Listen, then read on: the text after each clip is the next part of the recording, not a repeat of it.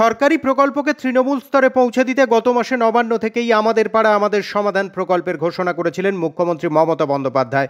এবার মুখ্যমন্ত্রীর এই প্রকল্পের প্রশংসা করলেন উত্তর চব্বিশ পরগনার বাগদা ব্লকের কনিয়াড়া 1 নম্বর গ্রাম পঞ্চায়েতের বিজেপির প্রধান সমীর বিশ্বাস। তার কথায়, যেটা ভালো কাজ সেটাকে অবশ্যই ভালো বলতে হবে, খারাপ কাজের সমালোচনা করতে হবে। তার মতে এর আগে কোনো সরকার এমন প্রকল্পের কথা ভাবেনি। গভর্নমেন্ট যেই আসুক, এর আগে অন্য কোনো গভর্নমেন্ট ছিল, আজকে টিএমসি সরকার মমতা বন্দ্যোপাধ্যায় আসেন। আমার একটাই কথা, প্রথম থেকে লাস্ট পর্যন্ত গভর্নমেন্ট যে টাকা সাধারণ লোকের যে ট্যাক্সের টাকাটা, সেই টাকাটা যদি এই সাধারণ লোকের ভিতরে এইভাবে বিতরণ করে এবং আমাদের অসুবিধা কাজগুলো সুসম্পন্ন করে দেয়, আমরা নিঃসন্দেহে বলবো ভালো কাজ। যেটা খারাপ সেটা খারাপ বলবো, যেটা ভালো নিঃসন্দেহে ভালো বলবো। এটা ঠিক যে দেয়নি। প্রত্যেকটা রাজনীতির সঙ্গে মানুষ যখন বড় হয় দীর্ঘদিন, তাদের মস্তিষ্কের মধ্যে আজকে যে ব্রেনটা, আজকে গভর্নমেন্ট ভেবেছেন এটা প্রয়োজন। রাজনীতির ক্ষেত্রে যারাই থাকবে তারা চাইবে সে সাধারণ লোককে কিভাবে কাছে আনা যায়, তারই একটা বিকল্প পথ যে কেউ করে, সেটা বিকল্প পথটা বের করেছেন যাতে সাধারণ লোকের বাড়ি বাড়ি যেতে পারে। এর আগে কি হয়েছে? বড় কাজ হয়েছে, সবাই করেছে, কিন্তু সমস্যাটা কোথায় হয়েছে? সেখানে সাধারণ জনগণের কাছে এইভাবে পৌঁছানো যায়নি।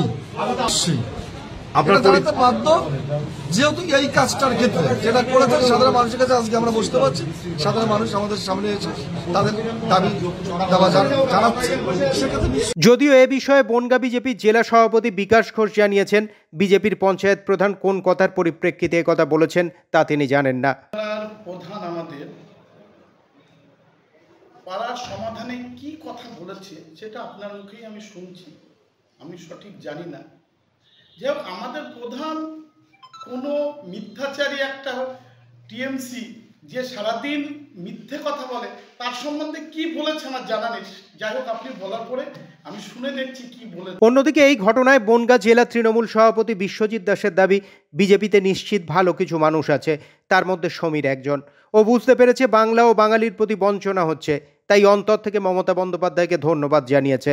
ভালো মানুষ নিশ্চিত আছে, তার মধ্যে সমীর একজন, যার কারণে মমতা বন্দ্যোপাধ্যায় এই উন্নয়ন, এই ভালো ভালো প্রকল্পগুলোকে প্রশংসা করেছেন। কারণ ও বুঝতে পারছে যে বিজেপি যেভাবে বাংলার উপরে যে চক্রান্ত করছে, বাংলা বিদ্বেষী মনোভাব, 100 দিনের কাজের টাকা দেয়নি, বাড়ির টাকা দিচ্ছে না, উপরন্ত বাংলা ভাষায় কথা বললেই বিজেপি শাসিত রাজ্য থেকে তাড়াচ্ছে। নিশ্চিতভাবে ওর অনুশোচনা হয়েছে এবং ও বুঝেছে যে একজন বাঙালি হিসাবেই যে এর প্রতিবাদ করা উচিত এবং মমতা বন্দ্যোপাধ্যায়ের পাশে থাকা উচিত। সেই কারণে ও নিশ্চিত অনুশোচনা এবং অন্তর থেকে এই কথাটা বলছে।